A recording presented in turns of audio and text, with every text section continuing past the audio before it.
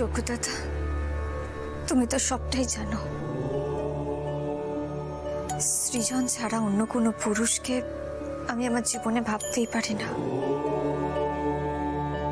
ঠিক ভুলের ঊর্ধ্বে গিয়ে আমি সৃজনের প্রেমে পড়ে গেছি।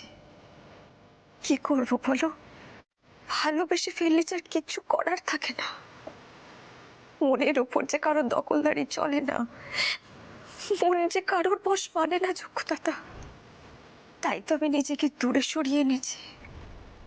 কিন্তু সৃজন, ওকে তো আমি আটকাতে পারবো না। আমি যদি এখনো একা থাকি, ও কিছুতে আমার কথা শুনতে চাইবে না। ওকে আমি যতই দূরে সরিয়ে দেওয়ার চেষ্টা করি না কেন, ও ঠিক বারবার আমার কাছে ফিরে আসবে। ও কালকেও আসবে, পরশুও আসবে। ও নাচোর বান্দা, ওকে আমি বুঝে গেছি যোগ্যতা। ওই মানুষটা আমাকে ছেড়ে দেবে না। ওকে আমি যত দূরে সরিয়ে দেব, তত ফিরে ফিরে আসবে আমার কাছে। আমি সৃজনকে যতই যাই বলি, ও আমার কোনো কথা কানেই তুলবে না। কিন্তু এতে যে ওর সংসারটা ভেঙে যাবে যোগ্যতা, একেবারে ধ্বংস হয়ে যাবে। আর সুইটি বৌদি বা কি করবে? আমি নিজে একটা মেয়ে হয়ে আরেকটা মেয়ের এত বড় সর্বনাশ কি করে করবো যোগ্যতা? কি করবো আমি?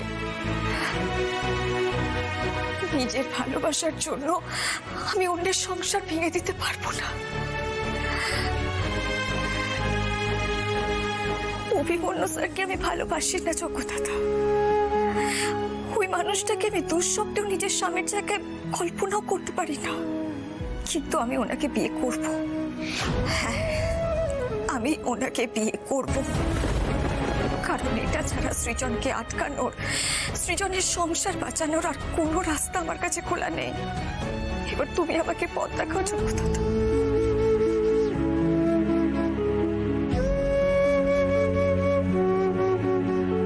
আমি যতবার জীবনে বিপদের সম্মুখীন হয়েছি, তুমি তো আমাকে পথ দেখিয়েছো যোগ্যতা।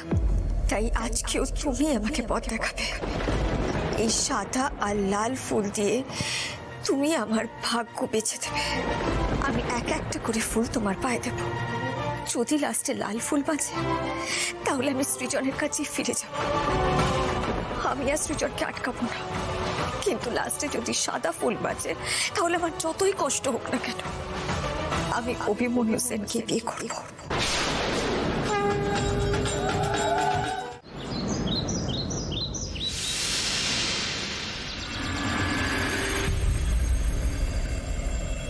স্যার, আমি আপনাকে বিয়ে করতে রাজি।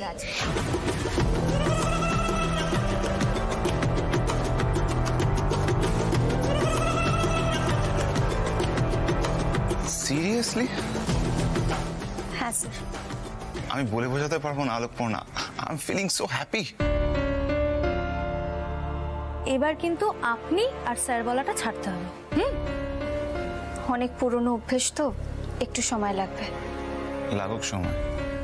আমি জানতাম একদিন তুমি আমার হবে।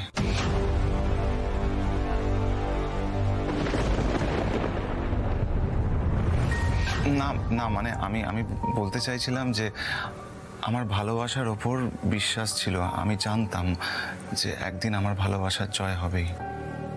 স্যার, আমার একটা রিকোয়েস্ট আছে। হ্যাঁ বলো আলোকপূর্ণা। আমি বিয়েটার ফেলে রাখতে চাইছি না।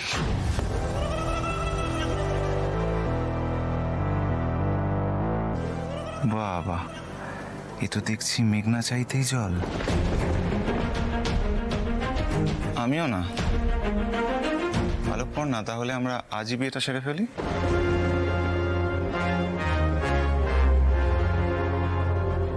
আজ? আমি আলোকপূর্ণাকে আমার পায়ের তলায় এনে ফেলবো। আজকে ঘটা করে বিয়ে করছি তো, জাস্ট 2 ইয়ার্স। 2 বছরের মধ্যে আমি ওকে ডিভোর্স দেব। আলোকপূর্ণাকে উচিত শিক্ষা দেওয়ার এত বড় সুযোগ আমি হাতছাড়া করব না।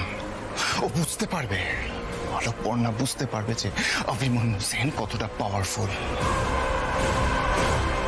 ভুলিনি আমি ভুলিনি।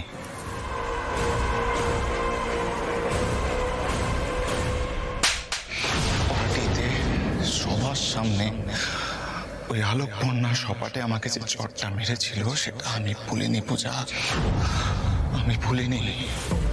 সময় এসেছে ওই চরের মূল্য আলোকবন্যাকে সুদে আসলে দিতে হবে।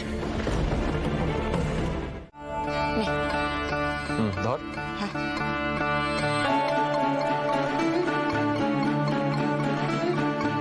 উফ, যা গরম না, পুরো ঘেমে গেছি। বলছি ওই ফুলগুলো এনে দিলাম, কোথায় রেখেছিস? উফ দাদা, ওই তো টেবিলের উপর ফুল। শোনা, তো হড়বড় হড়বড় করিস না, একটা একটা করে কাজ কর, নইলে কিন্তু কিচ্ছু শেষ হবে না। আরে তুই আছিস তো আমার অ্যাসিস্ট্যান্ট, আমার চিন্তা কিসের? চাদর তো পাতা হয়ে গেছে, ভালো করে টেনে দে, সব দেখে নে। এমন মারবো না, চলে যাবে, একা একা সব করবি, দেখবি কেমন লাগে। চলে যাবে, দেখবো কি করে যাস। বলছি ঘরটা তো ঠিকঠাক আছে, পর্ণা ঘরে ঢুকেই চমকে যাবে বল। হ্যাঁ রে দাদা, বলছি তুই শিওর তো যে বৌদি ভাই আজকে ফিরবে? না মানে যেভাবে বললি যে চলে গেছে তাতে। আরে বাবা, ওর মধ্যে কতটা টানাপোড়েন চলছে সেটাও তো বোঝ।